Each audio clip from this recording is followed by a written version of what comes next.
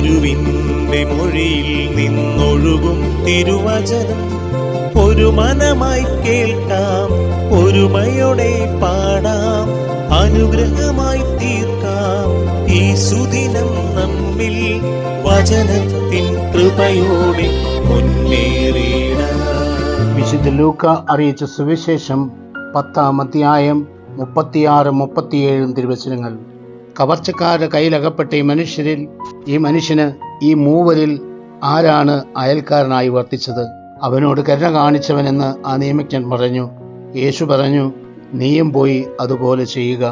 കരുണ്യവാനും സ്നേഹനിധിയുമായ ഞങ്ങളുടെ നല്ല തമ്പുരാനെ, നല്ല സമറായക്കാരൻ്റെ ഉപമയുടെ അവസാനത്തെ തിരുവചനങ്ങളാണ് ഞങ്ങളിപ്പോൾ കേട്ടത്. നാഥ, ഞങ്ങളുടെ ദൈനംദിന ജീവിതത്തിൽ ആ സമരിയാക്കാരനെ പോലെ മറ്റുള്ളവരോട് കരുണ കാണിക്കുവാൻ, മറ്റുള്ളവരെ അവരുടെ ബുദ്ധിമുട്ടുകളിലും പ്രയാസങ്ങളിലും കടന്നു ചെന്ന് സഹായിക്കുവാൻ ഞങ്ങൾക്ക് കൃപ നൽകി അനുഗ്രഹിക്കണമേ.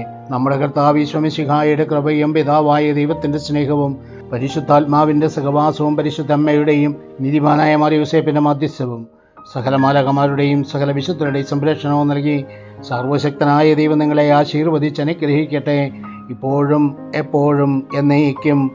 ആമേൻ. വചനത്തിൻ കൃപയോടെ മുന്നേറി